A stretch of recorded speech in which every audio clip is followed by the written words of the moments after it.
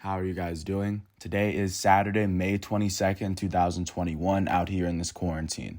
I'm James Sims, and for this episode of The Elite, we're going to review the Elite matchups and performances from yesterday, Friday, May 21st, and of course, we're going to preview everything that's going on today as we navigate through the world of sports one day at a time.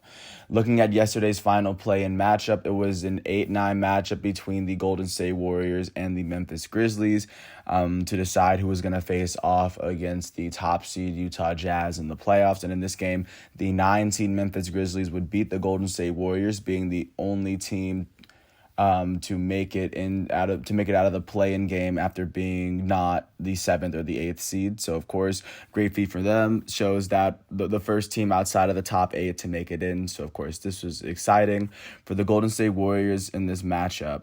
Their leading scorer would end up being Steph Curry. Steph Curry, their goated starting point guard, in his final game of the 2021 season, would finish with 39 points, 4 rebounds, 5 assists, and 3 steals, alongside 7 turnovers in 47 minutes, as he shot 13 for 28 from the field, 6 for 15 from 3, and a perfect 7 for 7 from the line. And then their starting small forward, former number 1 overall pick, Andrew Wiggins, would finish with 22 points and 10 rebounds, as well as 2 blocks in 44 minutes, as he shot 10 for 22 from the field and 1 for 1 from the foul line. And also in the starting lineup, their former NBA Defensive Player of the Year, their starting power forward, Draymond Green, would finish with 11 points, 16 rebounds, 10 assists, and 6 turnovers in 45 minutes, as he shot 5 for 11 from the field and 1 for 1 from 3.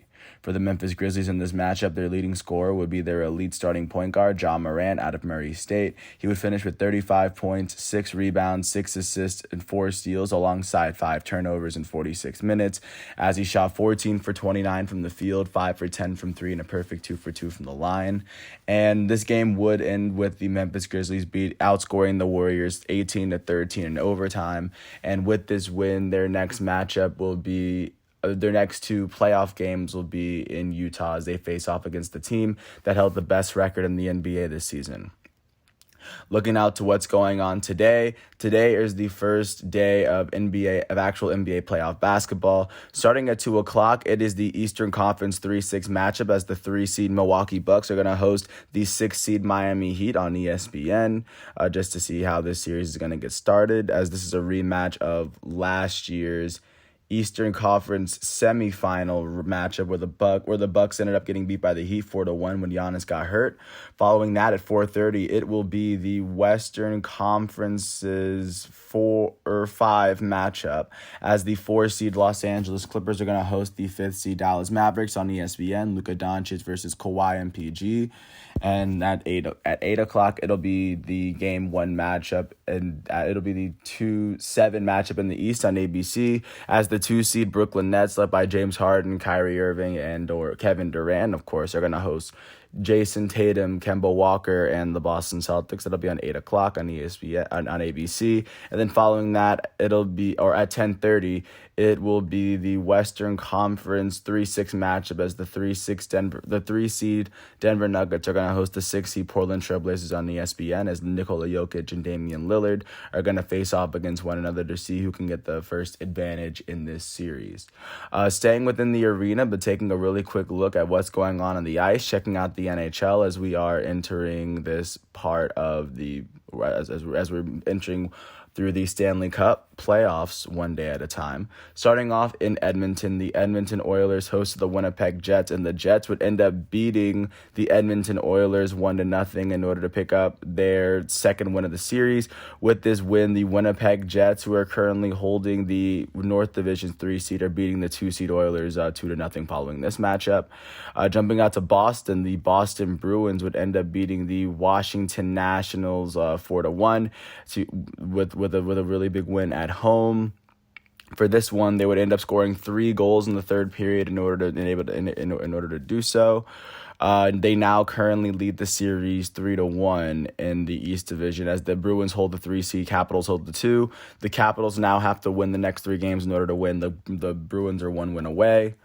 Jumping out to the Central Divisions for 1-4 matchup, the 4 seed Predators would beat the 1-seed Carolina Hurricanes in Nashville, 5-4 in double overtime. With this win, the Hurricanes still lead this series 2-1. And then last but not least, jumping out west to St. Louis, the St. Louis Blues host the Colorado Avalanche for the 1-4 matchup, and then the 1-seed Avalanche would beat the 4-seed St. Louis Blues 5-1. With this win, the Colorado Avalanche now hold a 3-0 series lead after winning this one 5-1.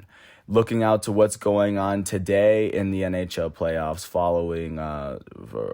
following yesterday's matchups. Starting at 12:30, it will be the Central Division's 2-3 matchup, as the 3-seed Tampa Bay Lightning are going to host the 2-seed Pittsburgh or the Florida Panthers on CNBC. Right now, the Lightning currently lead the series 2-1. This will be the Florida Panthers' chance to even up the series going forward.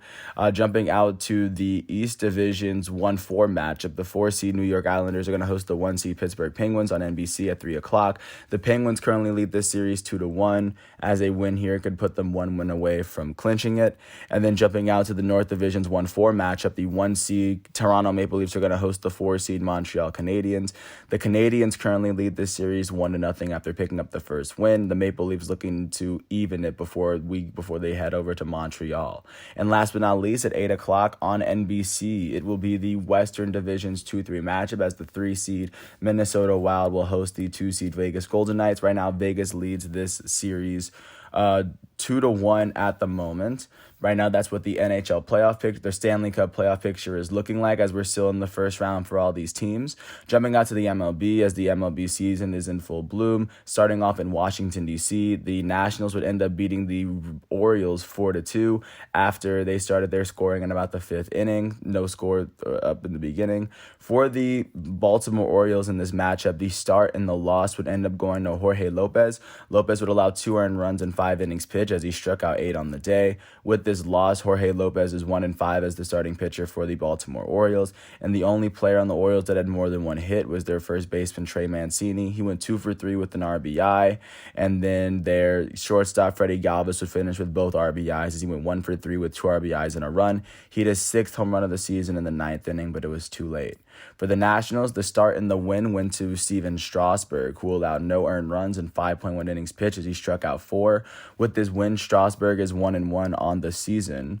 And in their batting lineup, their elite right fielder, Juan Soto, will go 2 for 4 with an RBI. Their first baseman, Josh Bell, will go 3 for 5 with an RBI and a run. Their left fielder, Kyle Schwarber, will go 2 for 5 with an RBI and a run for himself.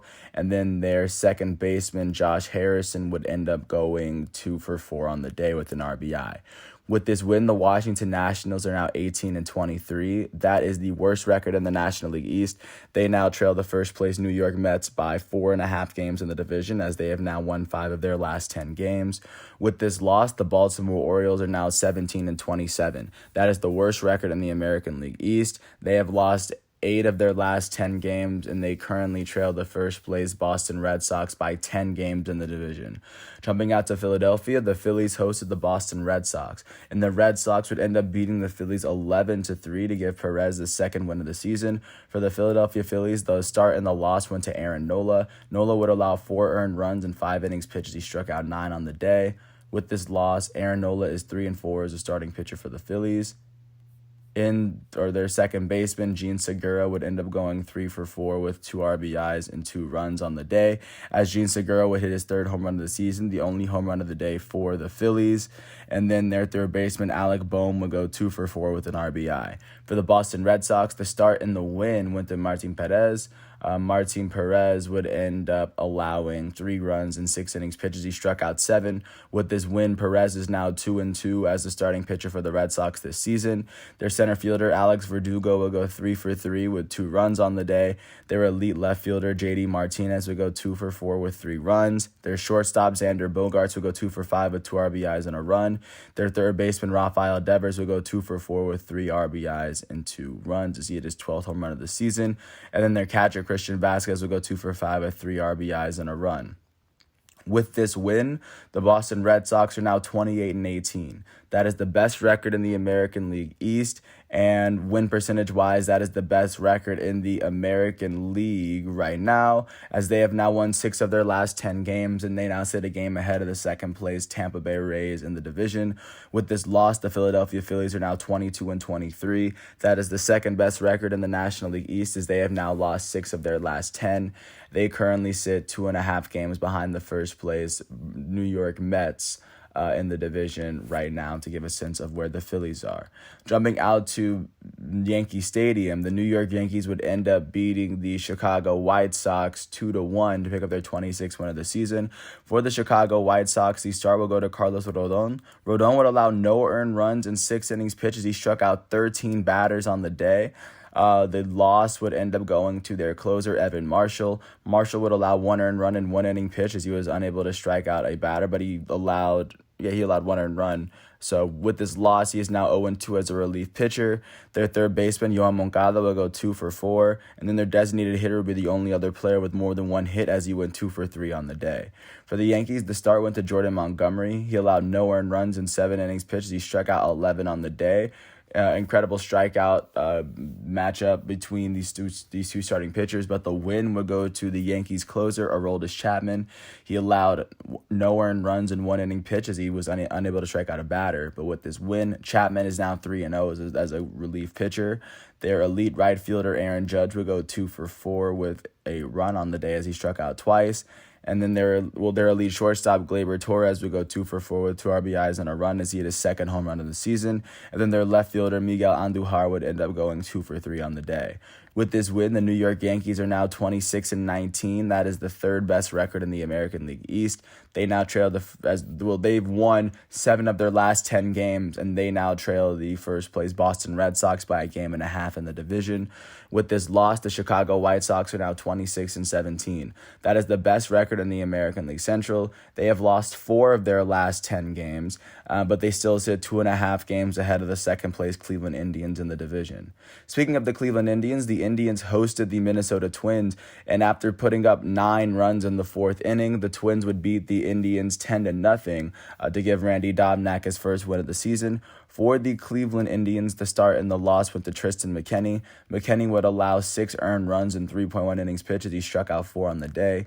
With this loss, McKenzie is 1-3 on the season as a starter. The only player on their team that had more than 1 hit was their left fielder, Eddie Rosario. He would go 2 for 4. For the Minnesota Twins, the start and the win would go to Randy Dobnak. He allowed no earned runs in 6 innings pitched as he struck out 5. With this win, he is 1-3 on the season.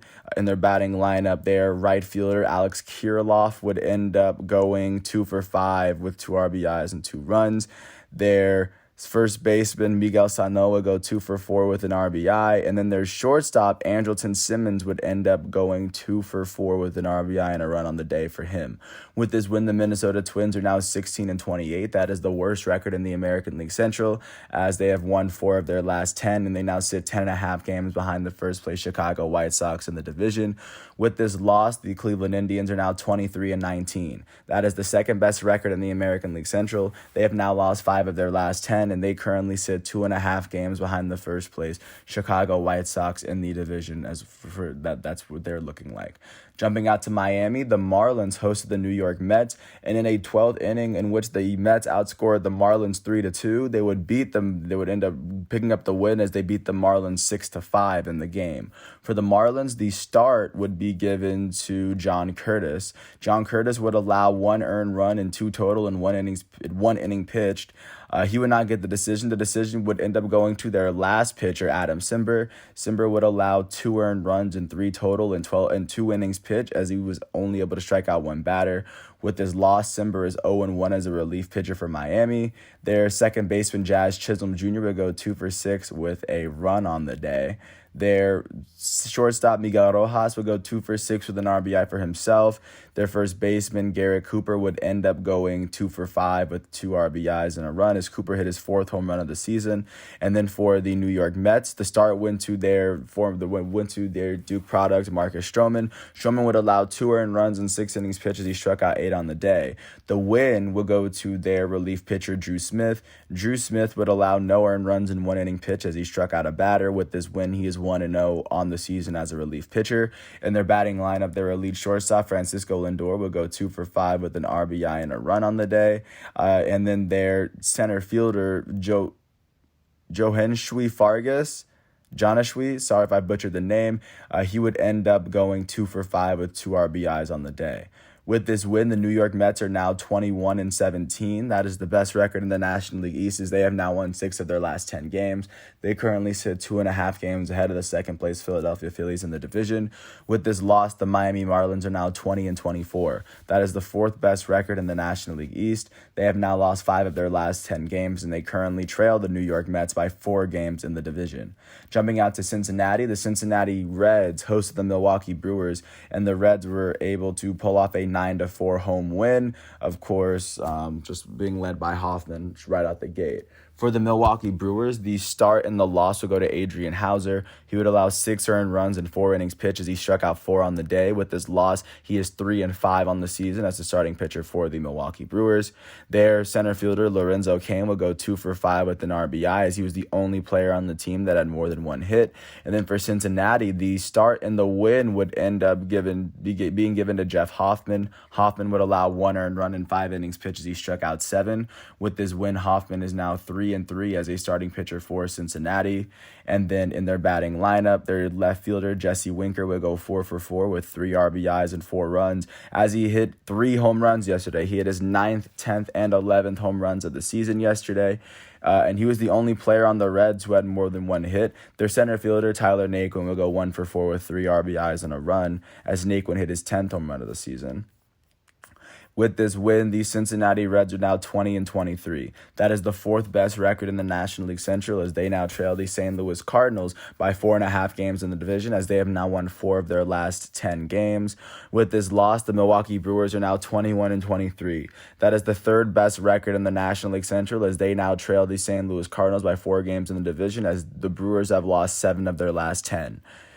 Jumping out to Atlanta, the Atlanta Braves hosted the Pittsburgh Pirates, and the Braves were able to put up the most amount of runs that any MLB team has put up this season in 8 innings.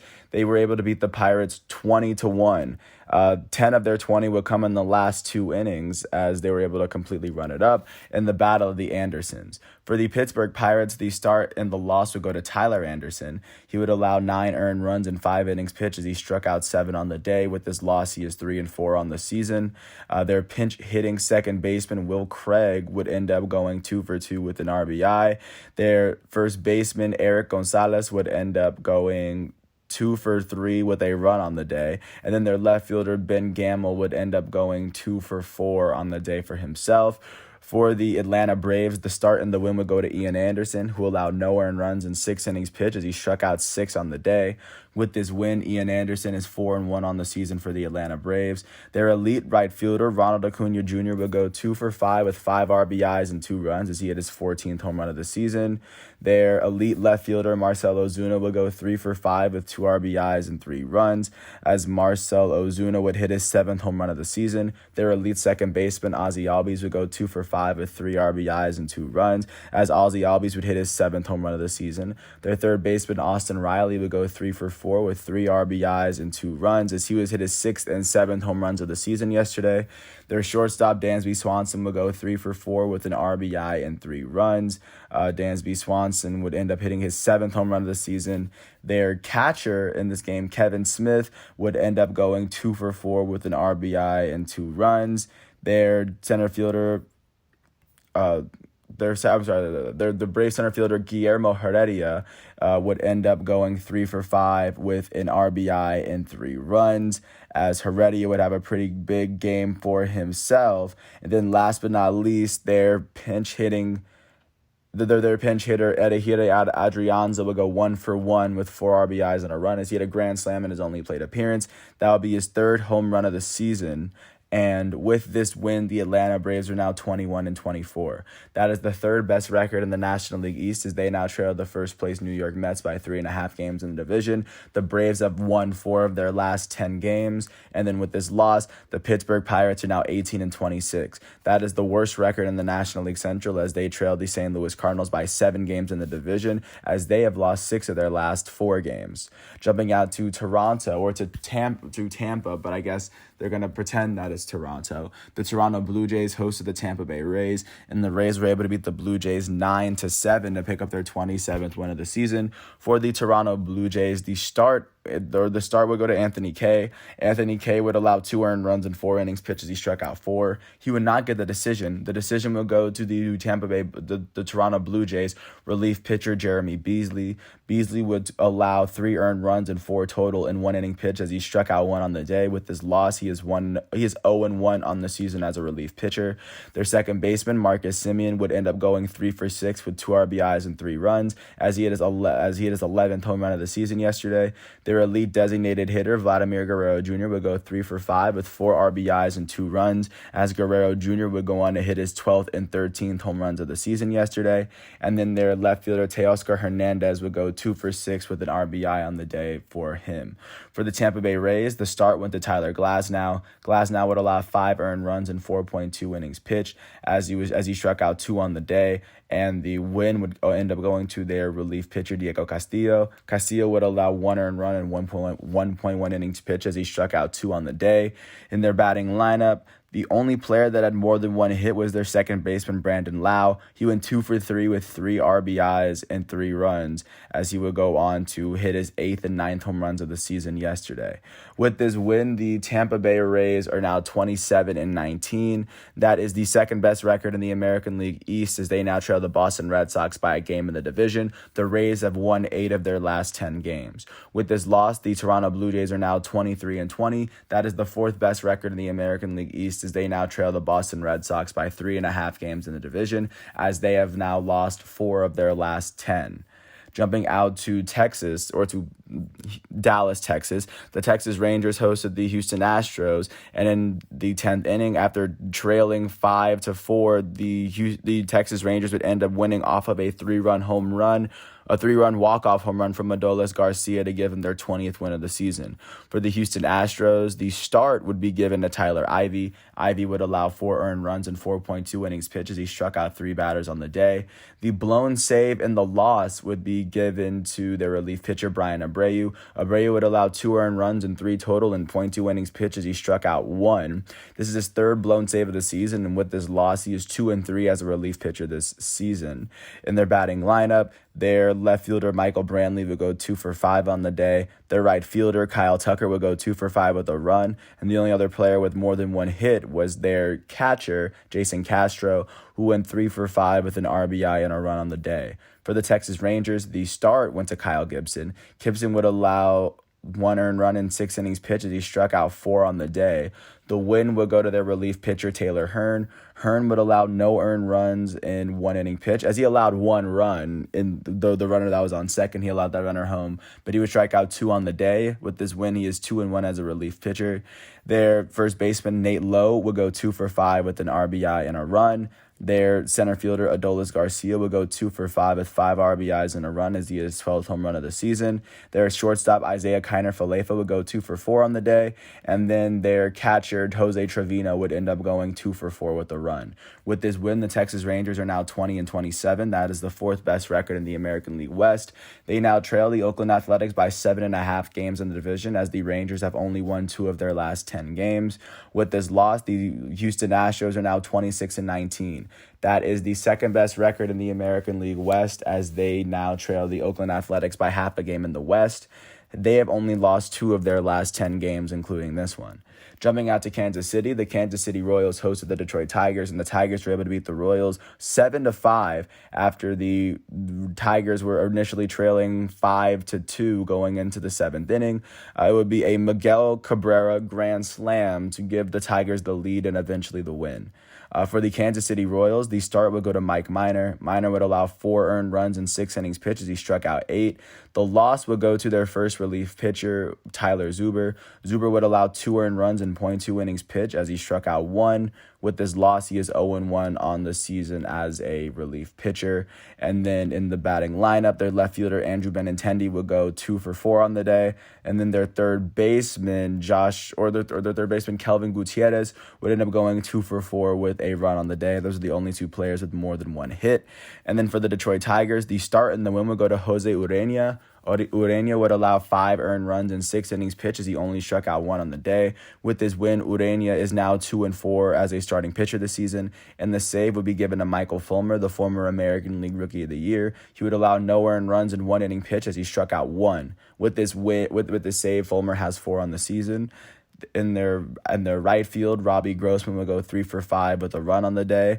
Their future Hall of Fame first baseman Miguel Cabrera would go 3 for 5 with 5 RBIs and 2 runs, as he will go on to hit his 3rd and 4th home runs of the season yesterday. And then the other two players that finished with 2 hits, they both went 2 for 4 with a run. Their left fielder Eric Haas would go 2 for 4, and then their catcher Jake Rogers would end up going 2 for 4 on the day, as both of these players finished with a run as well. With this win, the Detroit Tigers are now 18-26. That is the 4th best record in the American League Central, as they now trail the Chicago White Sox by 8.5 games in the division. They have now won 8 of their last 10 games. With this loss, the Kansas City Royals are now 20-23. That is the 3rd best record in the American League Central, as they now trail the Chicago White Sox by 6 games. The Kansas City Royals have lost 6 of their last 10 games. Jumping out to St. Louis in the same state, or just moving right over, the St. Louis Cardinals hosted the Chicago Cubs, and the Cubs were able to beat the Cardinals 12-3 after scoring 8 runs in the 8th inning, roughly. I mean, they were able to score 10 runs, or they scored 2 runs the inning before, which kind of got them over the hump. But that 8-run 8th inning was what did it for the Cubs this game to give them their 23rd win of the season. For the St. Louis Cardinals, the start went to Carlos Martinez. Carlos Martinez would allow 2 earned runs in 6 innings pitched as he struck out 2 on the day. The loss would go to the St. Louis Cardinals' first relief pitcher, Ryan Helsley. Helsley would go on to allow 2 earned runs in 1 inning pitch as he struck out 2 on the day. With this loss, he is 3-2 as a relief pitcher this season. Their right fielder, Dylan Carlson, would go 2 for 4 with an RBI. And then their shortstop, Edmundo Sosa, would end up going 3 for 4 with 2 runs on the day. For the Chicago Cubs, the start and the win went to Kyle Hendricks. Hendricks would allow 1 earned run in 6.2 innings pitched as he struck out 4 on the day. With this win, Hendricks is 4-4 as a starting pitcher for the Cubs.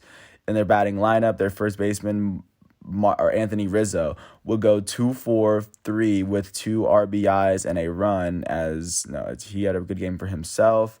Their center fielder, Ian Happ, would go 3 for 4 with 2 runs. And then their second baseman, Nico Horner, would end up going 2 for 5 with 3 runs on the day. With this win, the Chicago Cubs are now 23-21. That is the 2nd best record in the National League Central, as they now trail the St. Louis Cardinals by 2 games in the division. The Cubs have won 6 of their last 10 games. With this loss, the St. Louis Cardinals are now 25-19, as they hold the best record in the National League Central. They sit 2 games ahead of the Chicago Cubs at the moment, as they have now lost 5 of their last 10 games. Jumping out to Denver, the Colorado Rockies hosted the Arizona Diamondbacks, and the Rockies would beat the Diamondbacks 7-1 after scoring 5 of them in the first 2 innings. For the Diamondbacks, the start and the loss would end up being given to Seth Frankoff. Frankoff would allow 5 earned runs in 4 innings pitched as he struck out 2. With this loss, he is 0-1 as a starting pitcher for Arizona. Their third baseman, Eduardo Escobar, would go 2 for 4 on the day for himself. And then for the Colorado Rockies, the start and the win would go to German Marquez. Marquez would allow no earned runs in 7 innings pitched as he struck out 8. With this win, Marquez is 3-4 as a starting pitcher for the Rockies this season. Their elite right fielder, Charlie Blackmon, would go 2 for 3 with a run. Their first baseman, CJ Cron, would end up going 2 for 4 with 2 RBIs and a run for himself. Their third baseman, Ryan McMahon, would go 2 for 4 with 3 RBIs and 2 runs as he hit his 10th and 11th home run of the season yesterday. And then last but not least, their catcher Dom Nunez will go 2 for 4 with a run on the day. With this win, the Colorado Rockies are now 16-29. That is the worst record in the National League West, as they now trail the San Diego Padres and San Francisco Giants by 12 games in the division.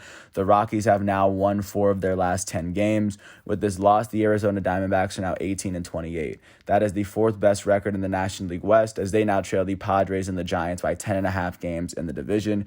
They have now lost 9 of their last 10 games. Jumping out to Anaheim, the Angels hosted the Oakland A's, and the A's would end up passing. They would end up taking the lead in the 7th inning and running away with it, scoring 3 in the 7th inning and 2 in the 9th. For the Los Angeles Angels, the start went to Jose Quintana. Quintana would allow 3 earned runs and 5.1 innings pitched as he struck out 4. The loss would go to the Angels' first relief pitcher on the day, Mike Mayers. Mike Mayers would allow 3 earned runs and 1.1 inning pitch as he struck out 1. With this loss, he is 1-3 as a relief pitcher this season.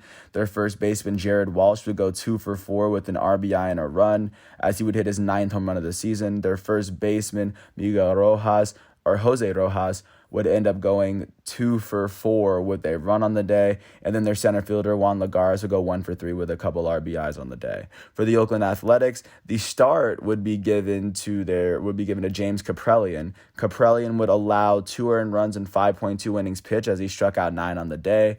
The win will go to their first relief pitcher, who in this matchup was Yusmeiro Petit. Petit would allow 2 earned runs and 1 inning pitch as he struck out 1. Even though he blew his first save of the season, he is now 6-0 as a relief pitcher this season. In the batting lineup, their center fielder, Ramon Laureano, would go 4 for 4 with an RBI and 3 runs. Laureano would go on to hit his 11th home run of the season. Their second baseman, Chad Pinder, would end up going 3 for 5 with 3 RBIs and 2 runs, as Pinder hit his 2nd home run of the season. Their designated hitter, Jed Lowry, would end up going 2 for 4 with an RBI and a run as he hit his 4th home run of the season. And then their catcher, Sean Murphy, would end up going 2 for 5 with 2 RBIs on the day. With this win, the Oakland Athletics are now sitting with a 27-19 record. That is the best record in the American League West, as they now sit half a game ahead of the second-place Houston Astros. The Athletics have now won 6 of their last 10 games.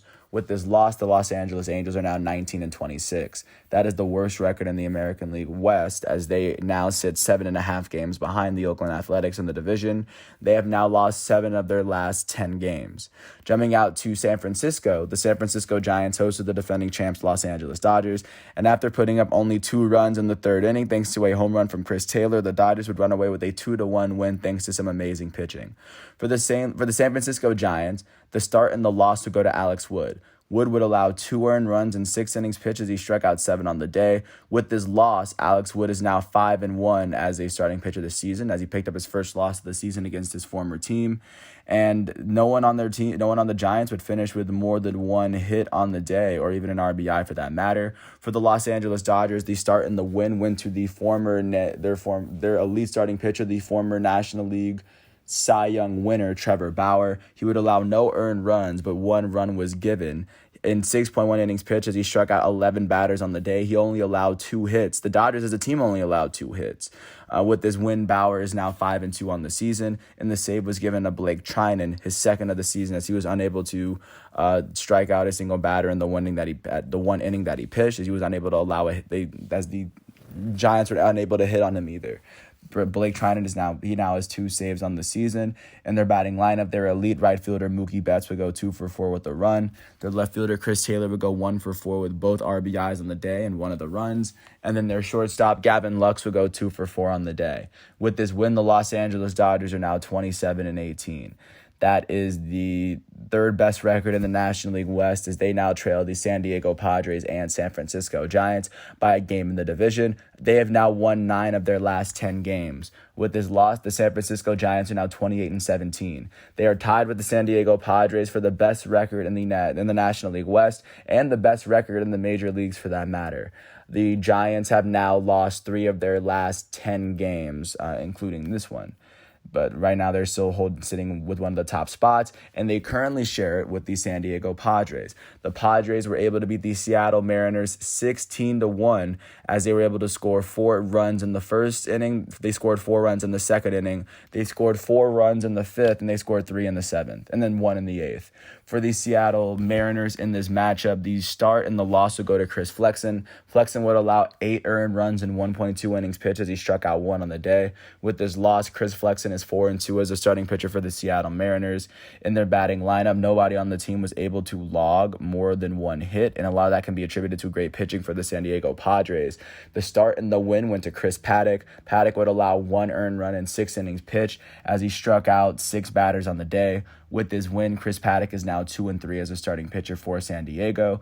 Their center fielder, Trent Grisham, would go 2 for 2 with an RBI and 2 runs on the day.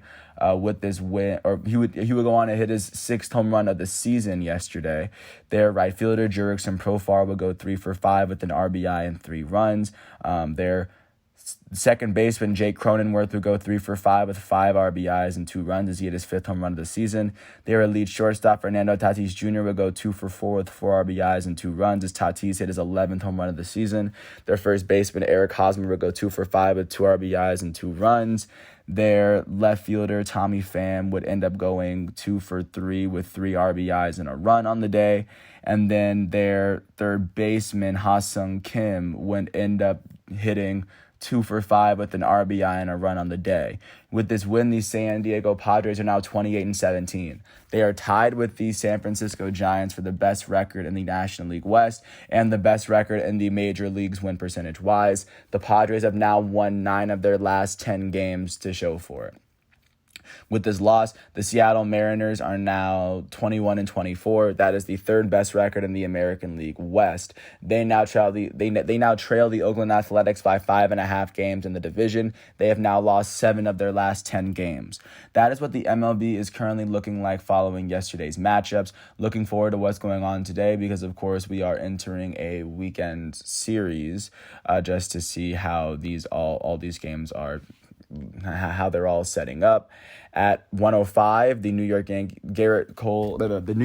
are gonna host Dylan Cease and the Chicago White Sox, led by their elite starting pitcher Garrett Cole. Cole's 5-2 on the season, looking to get his 6th win. At 3:10, Antonio Senzatella and the Colorado Rockies are going to host Madison Bumgarner and the Arizona Diamondbacks on ESPN+. At 4:05, John Lester and the Washington Nationals are going to host Bruce Zimmerman and the Baltimore Orioles. At the same time, Jordan Lyles and the Texas Rangers are going to host Lance McCullers Jr. and the Houston Astros. At 4:10, Brady Singer and the Kansas City Royals are going to host Matthew Boyd and the Detroit Tigers. At the same time, Sonny Gray and the Cincinnati Reds are going to host Brett Anderson and the Milwaukee Brewers. At the same time, the Cleveland Indians, led by their elite starting pitcher and reigning American League Cy Young winner Shane Bieber, are going to host Kenta Maeda and the Minnesota Twins. At the same time, Pablo Lopez and the Miami Marlins are going to host the New York Mets. Also at 4:10, Bryce Wilson and the Atlanta Braves are going to host Mitch Keller and the Pittsburgh Pirates. At 7:15, Spencer Howard and the Philadelphia Phillies are going to host Nathan Eovaldi and the Boston Red Sox on Fox. At the same time, Miles Mikolas and the St. Louis Cardinals are going to host Albert Alzolay, the Chicago Cubs, as Mikolas makes his debut this season. At 7:15, the San Francisco Giants are going to host the defending champs Los Angeles Dodgers at 7:15 on Fox, as Walker Buehler, the elite starting pitcher for the Dodgers, will lead the way. He's 2-0, looking to pick up his 3rd win of the season. At 7:37, Robbie Ray and the Toronto Blue Jays are going to host Shane McClanahan and the Tampa Bay Rays.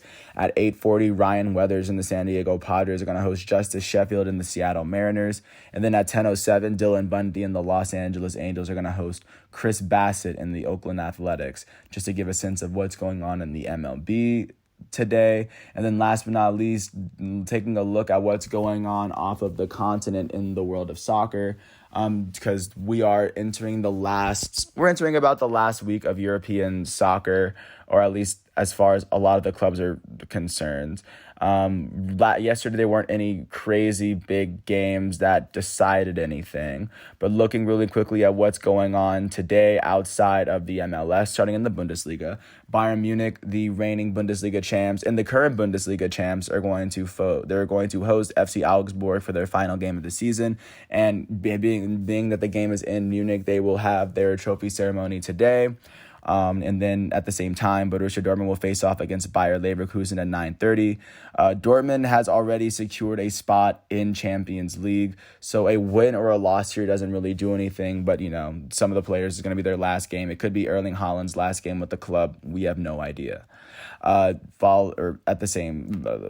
noon, Eibar will host FC Barcelona at 12 o'clock as Barcelona looks to compete, or Barcelona is officially knocked out of the race for the title.